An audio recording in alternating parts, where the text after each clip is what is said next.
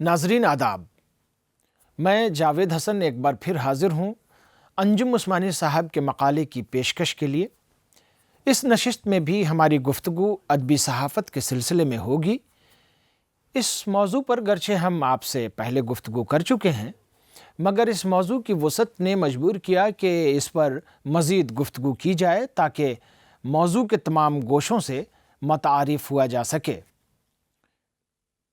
नाजरीन, अदबी सहाफ़त के पहले हिस्से में आपसे अदब क्या है, अदबी तख्लीक़ात के असबाब, अदब की ज़रूरत, इनफ़रादी और इज्तिमाई असरात वग़ैरह पर गुफ्तगू कर चुके हैं और ख़ास हद तक अदब और सहाफ़त का रिश्ता आप पर वाज़ेह हो चुका है।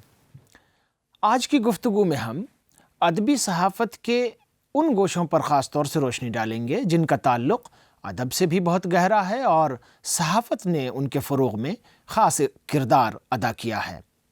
मसलन उर्दू अफ़साने के फ़रोग़ में सहाफ़त का हिस्सा और ज़बान व अदब की अशात में सहाफ़त का किरदार।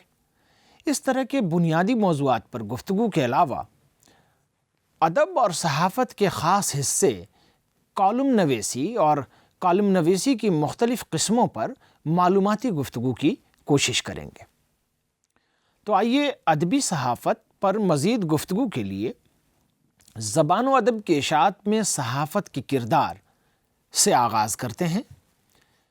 इससे सहाफ़त में अदब के मौजूदा किरदार पर गुफ्तगू का रास्ता हमवार होगा और सहाफ़त में अदब की मजमूई सूरत हाल भी सामने आ सकेगी। ज़बान व अदब की तरक्की और उर्दू सहाफ़त पहले मिशन हुआ करती थी और आज एक प्रोफेशन बन गई है। चंद सदियों पहले तक सहाफ़त का वजूद नहीं था, लेकिन इंसानी ज़हन व फ़िक्र की तौसी और साइंसी उलूम की तरवीज ने सहाफ़त को इतनी बर्क़ रफ्तारी से फ़रोग़ दिया कि आज वो समाजी, सियासी, तहज़ीबी, सनती और तिजारती ज़रूरत बन गई है। इसके बग़ैर कौम और मुल्क अपना वजूद, तशख़्ख़ुस और अहमियत साबित नहीं कर सकते। जहाँ तक उर्दू सहाफ़त की तारीख़ का सवाल है तो ये बंगला सहाफ़त के बाद हिंदुस्तान की क़दीम तरीन सहाफ़त है। हिंदी, मराठी, गुजराती, यहाँ तक कि हिंदुस्तानियों की अंग्रेज़ी सहाफ़त का आगाज़ इसके बाद हुआ। उर्दू की सहाफ़त ने 19वीं सदी के अहद साज रुझानात के फ़रोग़ में जो तारीख़ी किरदार अदा किया, इसका एतराफ़ तो किया जाता है, मगर ज़बान व अदब की तश्कील में उर्दू सहाफ़त ने जो हिस्सा लिया है उसका ज़िक्र खाल खाल ही मिलता है। 1822 ईस्वी में जामे जहाँ नुमा उर्दू का पहला मतबूआ अखबार था जो कलकत्ते से शाया हुआ। इस अखबार के एडिटर मुंशी सदा सुखलाल हफ्त ज़बान, काबिल मुतरजिम और जिद्दत पसंद मिजाज के मालिक थे, जिन्होंने अपने अखबार में इल्मी, तारीख़ी और शेरी मवाद को मुनासिब नुमाइंदगी दी। इस तरह उर्दू सहाफ़त के आगाज़ से ही इसका उफ़क़ काफ़ी वसी हो गया। गोया अदब की तरवीज के लिए सहाफ़त अपने आगाज़ से ही कोशा रही। मतबूआ सहाफ़त के आगाज़ से पहले सिर्फ़ दिल्ली शहर से 12 ऐसे कलमी अखबारात निकलते थे जिनका मकसद अंग्रेज़ों के इक़्तिदार के ख़िलाफ़ अवाम में बेदारी लाना, उनको मुत्तहिद करना और उनके दिल में कौमी जज्बात को परवान चढ़ाना था। ان اخباروں کے وقائع نگاروں میں سب قوموں کے لوگ شامل تھے، اس لیے لارڈ آکلینڈ اور لارڈ کیننگ کو کہنا پڑا کہ قلمی اخبارات نے عوام میں انگریزوں کے خلاف جذبات بھڑکا کر 1857 عیسوی کے انقلاب کی راہ ہموار کی۔ 1857 عیسوی میں ہی گورنر جنرل کونسل کے رکن میکالے نے تو صحافت پر اپنے نوٹ میں یہاں تک لکھ دیا کہ تمام لوگوں میں دیسی زبان کی مطبوعہ صحافت کا اتنا اثر نہیں جتنا قلمی صحافت کا ہے۔ پیشہ ور وقایع نگاروں کے مرتب کیے ہوئے بے شمار اخبار ہندوستان سے نکلتے ہیں، ہر کچہری، ہر دربار کے باہر وقایع نگار منڈلاتے رہتے ہیں۔ صرف دہلی سے ہر روز 120 قلمی اخبار بذریعہ ڈاک باہر بھیجے جاتے ہیں۔ مشہور مورخ شانتی رنجن بھٹاچاریہ کے مطابق 19ویں صدی میں 1822 عیسوی سے 1899 عیسوی تک کم و بیش 500 اخبار و رسائل ہندوستان کے کونے کونے سے منظر عام پر آئے ہیں۔ ظاہر ہے کہ مذکورہ اخبارات نے جہاں عوام میں سیاسی شعور کی تخم ریزی کر کے جذبہ حریت کو پروان چڑھایا، وہیں اپنے قارئین کو جدید فکر اور علوم سے آشنا کیا، وہیں اردو زبان و ادب کی تشکیل و ترقی میں بھی غیر معمولی خدمات انجام دیں۔ بالخصوص فارسی آمیز، مقفع و مسجع عبارت اور بوجھل الفاظ سے اردو زبان کا پیچھا چھڑا کر عوامی زبان بنانے میں ایک اہم رول ادا کیا، اور اس کے نتیجے میں اردو زبان برق رفتاری سے ایک ترقی یافتہ زبان کے سانچے میں ڈھلتی گئی۔ خطوط غالب تو اردو نثر کو سلاست و بذلہ سنجی کا پیرہن عطا کرنے کی ایک انفرادی کوشش تھی، جس کے محرکات کا جائزہ لیا جائے تو ممکن ہے کہ اس عہد کے اخبارات کا پرتو اس میں بھی نظر آ جائے۔ بعد میں مولوی محمد باقر، سر سید احمد خان، بہادر لال، مشتاق اور مولانا محمد حسین آزاد نے صحافت کے وسیلے سے اپنے اور دوسروں کے نظریات کی اشاعت کر کے اردو زبان و ادب اور تحقیق کے ساتھ ساتھ سیاست کی قندیلیں بھی روشن کیں۔ اسی طرح مولانا ابوالکلام آزاد کی خطابیہ صحافت ہو، یا مولانا حسرت موہانی کی شگفتہ بیانی، مولانا ظفر علی خان کی پرجوش تحریریں ہوں، یا مولانا عبدالماجد دریابادی کے طنز میں بجھے سب شزرات، انہوں نے صحافت کے وسیلے سے اردو کے نثری خزانے میں بے پایاں اضافہ کیا ہے۔ اردو کے فقاہیہ و طنزیہ ادب کا جائزہ لیا جائے تو ایک بڑا حصہ اردو صحافت کی دین نظر آئے گا۔ اگر اردو کے اخبارات و رسائل نہیں ہوتے تو کالم نگاری، انشائیہ نگاری، انٹرویو نگاری وغیرہ کا وجود نہیں ملتا، کیونکہ ان ادبی اصناف کی اولین اشاعت کا ذریعہ عام طور پر اخبارات و جرائد ہی ہیں۔ مذکورہ اصناف کتابی شکل میں بہت بعد میں آنا شروع ہوئیں۔ اردو صحافت کا یہ بھی کارنامہ ہے کہ اس نے قصے، کہانیاں اور حکایتیں، سفرنامے، موضوعاتی نظمیں، سیاسی مضامین، قانونی و پارلیمانی مباحث اور طبی و سائنسی موضوعات اور ان کی اصطلاحات کو اخبارات کے صفحات پر مناسب جگہ دی ہے۔ اس کے علاوہ اردو صحافیوں نے سیاسی و ادبی تحریکات کو پروان چڑھا کر ادب کی مختلف اصناف کی ترقی میں اہم حصہ لیا ہے۔ فقاہیہ اور طنزیہ کالموں کو صحافت نے جو اعتبار بخشا وہ لائق تحسین ہے۔ منشی سجاد حسین، چودھری محمود علی رودولوی، حاجی لقلق، ملا رموزی یا ان کے معاصرین طنز و مزاح نگاروں سے اردو دنیا واقف نہیں ہوتی اگر اخبارات و رسائل میں انہیں مقام نہ ملتا۔ اردو دنیا کے بیشتر قیمتی ادبی سکے صحافت کی ٹکسال کے ہی ڈھالے ہوئے ہیں، لیکن ہمارے بیشتر ادب کے نقاد اس کے اعتراف کا حق ادا نہیں کرتے۔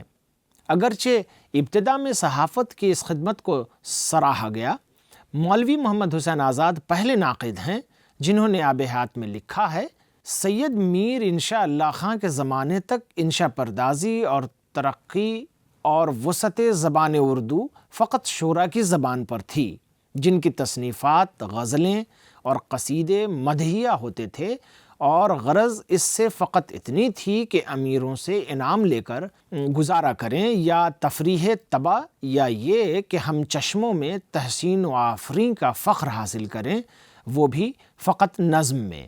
نثر کے حال پر کسی کو اصلاً توجہ نہ تھی، کیونکہ کارروائی مطالب ضروری کی سب فارسی میں ہوتی تھی۔ اردو نثر اردو صحافت کی ایجاد ہے۔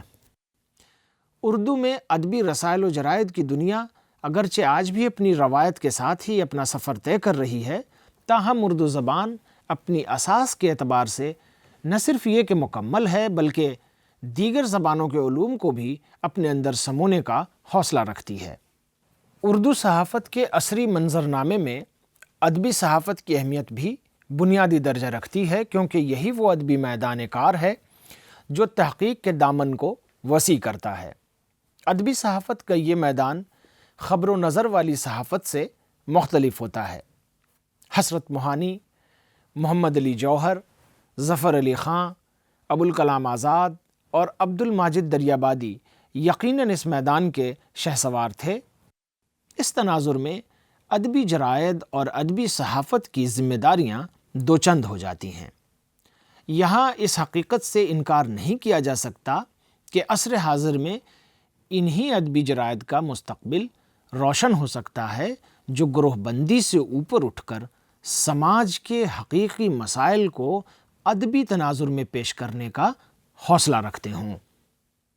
اردو کے ادبی رسائل کے اپنے مسائل ہیں، ان پر بھی نظر ڈالی جائے تاکہ ادبی صحافت کے علمبردار جرائد کی صحیح صورتحال سامنے آ سکے۔ اردو میں ماہنامہ رسائل کی تاریخ خیرخواہ ہند 1836 عیسوی سے شروع ہوئی ہے۔ ان برسوں میں کتنے ہی ادبی رسائل جاری ہوئے اور بند ہوئے۔ ان میں سے وہ بھی ہیں جنہوں نے ادبی رسائل کی تاریخ میں اہم کردار ادا کیا۔ ہر دور میں ادبی رسائل کے مسائل اس دور کے زبان و ادب کے مسائل سے جڑے رہے ہیں، لیکن اب جب کہ ہم 21ویں صدی میں ہیں اور ارتقاء کی بے شمار صدیوں اور منزلوں سے گزر چکے ہیں، لہٰذا ایک صدی قبل کے مسائل اگر آج بھی اپنی ابتدائی شکل میں تازہ ہیں تو حیرت اور افسوس کا مقام ہے۔ اردو کے ادبی رسائل کی موجودہ صورتحال نے ان احساس کو زیادہ شدت دی ہے کہ آج جب کہ اردو کے نام پر سالانہ لاکھوں کروڑوں روپے خرچ ہو رہے ہیں، اردو کے ادبی رسائل کے مسائل مزید الجھتے جا رہے ہیں۔ ادبی رسائل شائع کرنا تخلیقی نوعیت کا کام ہے، بلکہ سچ یہ ہے کہ اس سے بھی زیادہ پیچیدہ تر کام ہے، جسے عموماً آسان سمجھ لیا گیا ہے۔ ادب اور شاعری کی ترسیل میں ادبی ماہناموں کی جتنی اہمیت ہے اتنی کتابوں کی بھی نہیں ہے۔ ماضی سے تاحال کئی بڑے تاریخ ساز ادبی رسائل نے اپنے عہد میں جو تازہ بتازہ شاہکار نظم و نثر کی تخلیقات پیش کیں، اس سے بہت بڑی تعداد میں ادیب، نقاد، فکشن نگار اور شاعر پیدا ہوئے۔ ان رسائل نے علمی و ادبی مباحث کو آگے بڑھا کر علم و فن کی ترقی میں اہم کردار ادا کیا۔ رسائل نے جس طرح ادب کی نئی نئی تحریکوں، رجحانات و میلانات کو فروغ دیا، وہ زبان و ادب کی تاریخ کا سب سے روشن پہلو ہے۔ قلم کاروں کو تحریک و ترغیب دینا، انہیں دعوت نگارش دے کر نئے نئے موضوعات پر لکھوانا، اپنی ہر اشاعت میں متنوع مضامین نظم و نثر شائع کر کے قارئین کے ذوق مطالعہ ادب کو تازہ و بیدار رکھنے کے ساتھ ساتھ قلم کاروں میں بھی خوب سے خوب تر کا جذبہ پیدا کرنے کا عمل ادبی رسائل کا ہی کام رہا ہے۔ تقسیم ہند کے بعد معیاری ادبی ماہناموں کی تعداد گھٹتے گھٹتے حد درجہ کم ہو گئی۔ جو رسائل شائع ہو رہے ہیں وہ بھی عام طور پر مالی مشکلات میں گرفتار ہیں۔ ماضی میں شائع ہونے والے ادبی رسائل کی ترتیب و تہذیب کو نظر انداز نہیں کیا جا سکتا۔ شعر و ادب کے ساتھ دیگر فنون کو بھی انہوں نے اپنے رسائل میں جگہ دی۔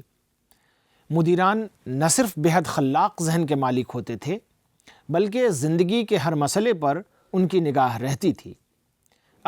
اپنے زبان و ادب کے علاوہ ملکی اور غیر ملکی ادب کا مطالعہ بھی ان کے لیے ضروری ہوتا تھا۔ پھر یہ کہ تمام تر اختلافات کے باوجود یہ مدیران غیر جانبدار رہتے تھے۔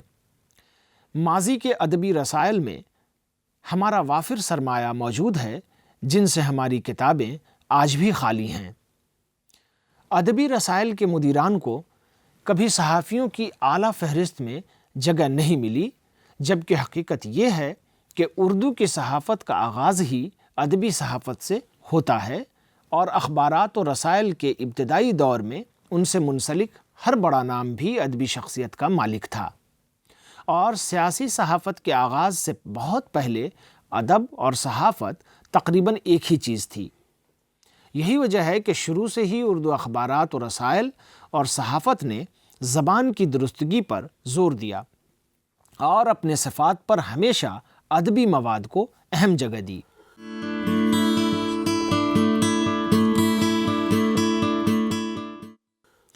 اس تاریخی پس منظر کے ساتھ آئیے اب کالم نگاری کی بات کرتے ہیں۔ کالم نگاری ادبی صحافت کا ایک خاص اور اہم حصہ ہے، اس لیے اس کی تفصیلی معلومات بھی ضروری معلوم ہوتی ہیں۔ اردو صحافت میں کالم نویسی کی روایت بہت پرانی ہے اور پوری ایک صدی کا احاطہ کیے ہوئے ہے، بلکہ ایک صدی کے ہندوستانی معاشرے کی عکاسی بھی کرتی ہے۔ غالباً ہندوستان کی کسی زبان کے کالم نگاروں نے معاشرے کی اتنی آئینہ داری نہیں کی جتنی اردو کالم نگاری نے۔ ہمارے کالم نگاروں نے معاشرے کی تمام سماجی خرابیوں اور مسائل، مثلاً اونچ نیچ، چھوا چھات، استحصال، فریب کاری اور مکر کو بڑی تیکھی نظر سے دیکھا اور ان پر اکثر و بیشتر ہلکے پھلکے لیکن انتہائی مؤثر انداز میں لکھا۔ اس میں اردو کے بڑے بڑے نام جیسے پنڈت رتن ناتھ سرشار سے لے کر سعادت حسن منٹو تک شامل رہے ہیں، اور یہ سلسلہ ہنوز جاری ہے۔ مثال کے طور پر ابن انشا کے ایک کالم کا ایک ٹکڑا ملاحظہ فرمائیے، کوٹ: اس شہر کے باشندوں کو مژدہ ہو کہ جمعہ اور ہفتہ کو ان کے گھروں کا پانی بند رہے گا۔ یہ سہولت روزانہ 3 گھنٹے پانی بند رہنے کی سہولت کے علاوہ ہے۔ بعض مجبوریوں کی وجہ سے فی الحال 2 دن سے زیادہ پانی بند رکھنا ممکن نہیں ہے۔ ناغہ کے دنوں کی رفتار رفتہ رفتہ بڑھائی جائے گی۔ امید کی جاتی ہے کہ ماہ محرم کی آمد تک ہم ہفتہ میں 7 دن پانی بند رکھنے میں کامیاب ہو جائیں گے۔ کالم نویسی ایک تکنیک ہے جس کی مشق سے ہی کالم نویس اپنے مقصد میں کامیاب ہوتا ہے۔ آج دنیا بھر کے ذرائع ابلاغ میں نقد و تبصرے کا حجم بہت تیزی سے بڑھ رہا ہے۔ اس کی بڑی وجہ یہ ہے کہ جاری شدہ خبروں اور معلومات کی نہ صرف مقدار و تعداد بلکہ اس کی پیچیدگی بھی روز افزوں ہے، جسے ایک عام قاری کے لیے سمجھنا آسان نہیں ہے۔ اس لیے وہ ذرائع ابلاغ سے ہی توقع کرتا ہے کہ وہ ایسا مواد مہیا کرے جو اس نئی معلومات کو نہ صرف ان تک پہنچائیں بلکہ اس کے صحیح پس منظر میں پیش کرتے ہوئے اس کے رموز اور معانی کو بھی سامنے لائیں۔ ایسے مواد کو ترغیبی مواد کہا جا سکتا ہے۔ صحافتی دنیا میں اداریہ اور کالم اسی کے تحت آتا ہے، اور یہ دونوں اصناف بشمول مدیر کے نام خطوط جو قارئین کے خیالات، احساسات، آراء اور رد عمل کو پیش کرتے ہیں، اخبار کے اداریے کا صفحہ یا اس کے مقابل صفحے پر جگہ پاتے ہیں، اور یہ 2 صفحے صفحہ اول کے بعد اہم ترین سمجھے جاتے ہیں اور ایک اخبار کو دوسرے اخبار سے ممیز کرتے ہیں۔ کالم کی مزید تفصیل میں جانے کے لیے ضروری ہے کہ اخبار کے دوسرے مشمولات سے اس کا رشتہ ظاہر کیا جائے۔ خبر اخبار کا خاص مرکزی جز ہے، اور اخبار کے تمام دوسرے اجزاء اپنے محور یعنی خبر کے ارد گرد گھومتے ہیں۔ اس لیے یہ معلوم ہونا ضروری ہے کہ اصل خبر کیا ہے اور کالم خبر سے کیسے مختلف ہے، اور وہ کس طرح خبر کا تکمیل کرتا ہے۔ آج کی تیز رفتار زندگی میں جو نت نئے مسائل پیدا ہو رہے ہیں، اور اس کی وجہ سے خبروں کی تعداد، مقدار دونوں میں اضافہ ہو رہا ہے، عام قاری خبروں کا تجزیہ کرنے کی صلاحیت نہیں رکھتا اور اس کے پاس اتنی فرصت بھی نہیں ہوتی۔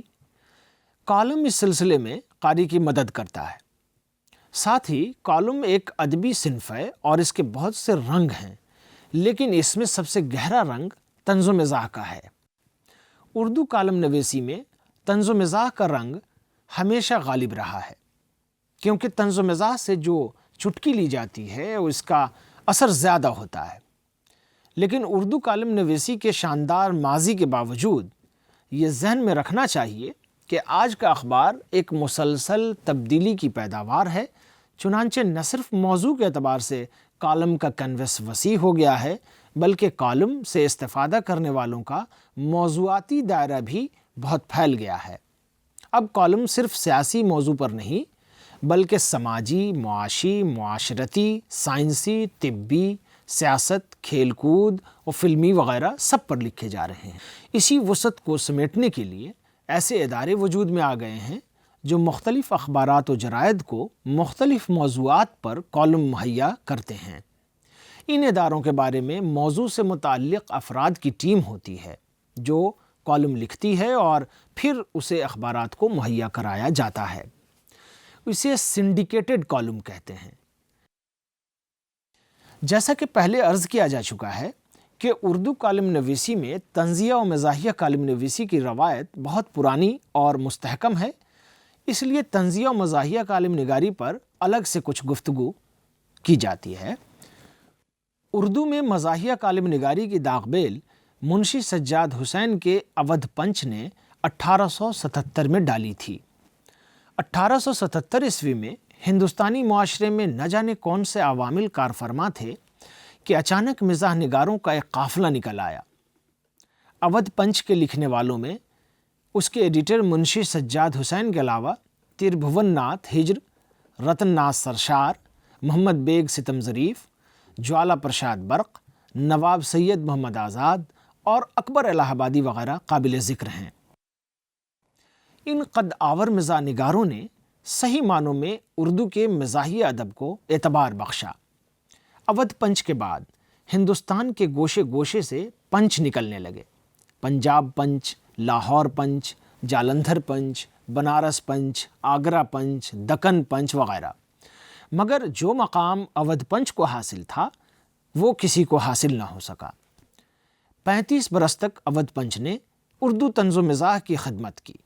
ریاض خیر آبادی کے رسالوں فتنہ اور عطر فتنہ نے بھی طنز و مزاح کے سرمایے میں اضافہ کیے۔ ان رسالوں کی سب سے بڑی دین یہ ہے کہ انہوں نے نہ صرف طنز و مزاح پیدا کرنے کا سلیقہ سکھایا، بلکہ طنز و مزاحیہ کالم نویس کا لوہا بھی منوایا۔ اودھ پنچ اور اس طرح کے رسالوں کا یہ کارنامہ کم نہیں ہے کہ انہوں نے زبان کو نہ صرف آسان بنایا بلکہ اس کی لطافت میں اضافہ کیا۔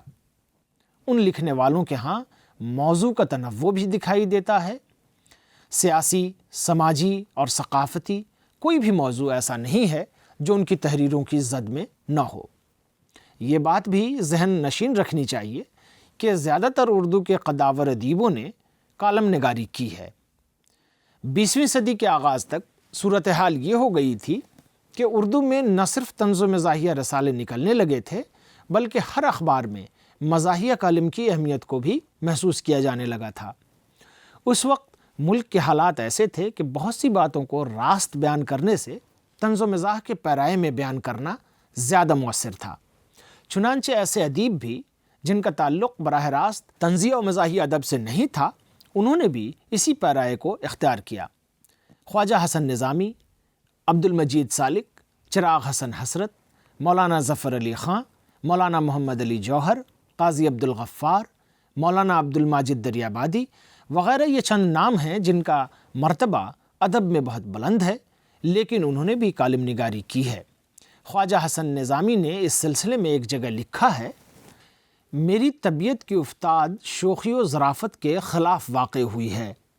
میں غم کو ہی اپنے دل کی طرف مائل پاتا ہوں، مگر اس احساس کے سبب کہ اردو میں مفید ظرافت کا رواج بڑھے، مجھے بھی شوق ہوا کہ اس میدان میں طبع آزمائی کروں، لوگوں میں زندہ دلی اور لطیف نکتہ چینی کا ذوق پیدا کروں۔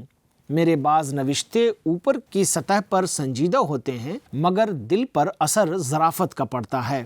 دانستہ بھی ایسا کیا ہے کہ شوخ مضامین کو رکاکت میں گر جانے کے اندیشے سے بچاؤں اور ان پر متانت اڑا دوں۔ خواجہ حسن نظامی کے بیان سے اندازہ لگایا جا سکتا ہے کہ خواجہ صاحب نے کالم نگاری کو وقت کے ایک اہم تقاضے کے طور پر اپنایا تھا۔ سچ بات تو یہ ہے کہ خواجہ حسن نظامی کے ان کالموں کی دھوم سارے ملک میں تھی اور آج بھی ان کی تحریریں ذوق و شوق سے پڑھی جاتی ہیں۔ مشہور طنزیہ کالم نگار فکر توسوی نے کہیں لکھا ہے کہ اردو کی مزاحیہ کالم نگاری کی یہ خوشبختی تھی کہ ہمیشہ بڑے اور قدآور ادیبوں نے کالم نگاری کی، لیکن بدبختی یہ بھی رہی کہ کالم نگاری کو ادب عالیہ میں شمار نہیں کیا گیا۔ یہ درست ہے کہ اخبارات کے مزاحیہ کالموں میں جن موضوعات پر اظہار خیال کیا جاتا ہے وہ زیادہ تر وقتی اور ہنگامی ہوتے ہیں، لیکن اس بات سے بھی انکار نہیں کیا جا سکتا کہ ان تحریروں کی بھی اہمیت ہوتی ہے۔ اردو کی مزاحیہ کالم نگاری گزشتہ 150 سال سے اپنے تازیانوں سے ملک کے رجحانات کی تشکیل کے ساتھ زبان و ادب کے سرمایے میں اضافہ کر رہی ہے۔ اس نے سماج میں توازن پیدا کیا، بے اعتدالیوں کو اعتدال بخشا، عوام اور حکومت کو بیدار رکھا اور قارئین کے ہونٹوں کو مسکراہٹ بخشی۔ کسی حد تک یہ کام آج بھی جاری ہے اور کالم نگاری صحافت کا آج بھی ایک اہم حصہ ہے۔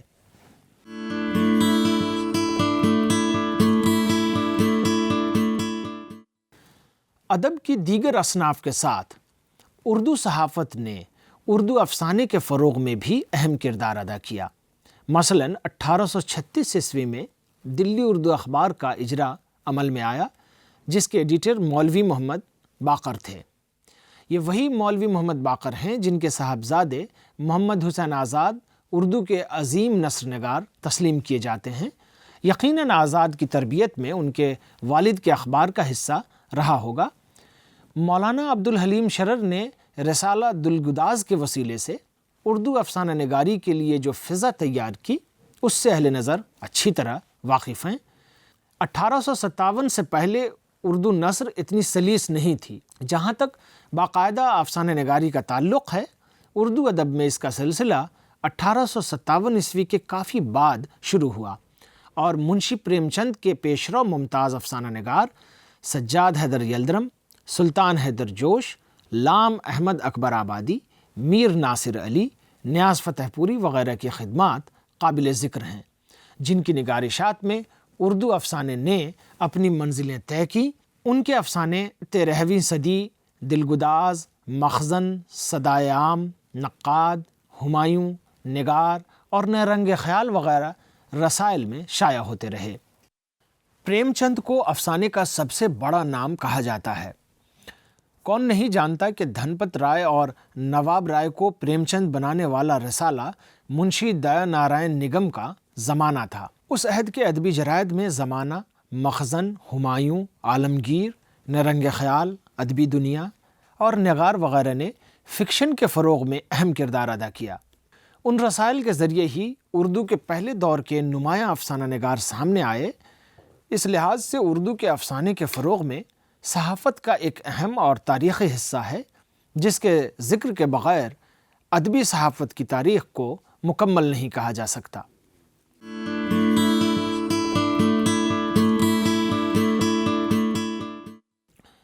صحافتی ادب میں بچوں کے ادب کی بھی بہت اہمیت ہے اور صحافت نے بچوں کے ادب کے فروغ کی ہمیشہ کوشش کی ہے۔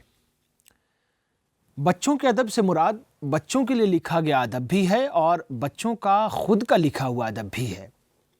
جب بچہ خود لکھتا ہے تو بہت سے اخبارات اور رسائل اس کو درست کر کے اپنے جریدے میں جگہ دیتے ہیں۔ ہمارے ادب کے ایسے بہت سے بڑے نام ہیں جنہوں نے بچپن میں لکھنا شروع کر دیا تھا، اور ایسے بھی بہت بڑے نام ہیں جو آج بھی بچوں کے لیے لکھتے ہیں۔ اردو کے صحافتی ادب میں ابتدا ہی سے بچوں کے لیے ادب کی جانب توجہ دی گئی۔ ہمارے ملک میں شروع سے ہی بچوں کے مختلف اور مستقل رسائل کے علاوہ متعدد رسالوں اور اخباروں میں بچوں کے لیے الگ کالم مخصوص رہے اور آج بھی یہ سلسلہ جاری ہے، بلکہ وقت کے ساتھ اس کی پیشکش اور سلیقے میں مزید نکھار پیدا ہوا ہے۔ آج بچوں کے لیے لکھی گئی تحریریں نہایت اہتمام کے ساتھ رنگین، باتصویر اور دلکش طریقے سے شائع کی جاتی ہیں۔ بچوں کے ادب کے موضوعات میں بھی بہت تنوع آیا ہے۔ اب اس میں جدید ٹیکنالوجی اور سائنسی مضامین کے ساتھ ساتھ ادب بھی پیش کیا جا رہا ہے، جو بچوں کے لیے خاص کشش کا سبب ہے۔ اردو کی ادبی صحافت بچوں کے ادب کی ترقی کے لیے پہلے بھی کوشاں تھی اور آج بھی بڑی تعداد میں بچوں کے ادب کے فروغ میں ادبی صحافت اپنا کردار ادا کر رہی ہے۔ حقیقت یہ ہے کہ ادبی صحافت کے ذریعے زبان اور ادب کا مختلف سطحوں پر فروغ ہوا ہے اور صحافت نے ادب کی تمام اصناف کو جگہ دے کر ان کی تشہیر، فروغ اور ان کے بنانے سنوارنے میں ہر دور میں کامیاب کردار ادا کیا ہے۔ اس لحاظ سے ادبی صحافت اردو زبان و ادب کی تاریخ کا ایک روشن باب ہے۔ ناظرین، آج کی گفتگو بس یہیں تمام ہوتی ہے۔ اب اجازت دیں۔ شکریہ۔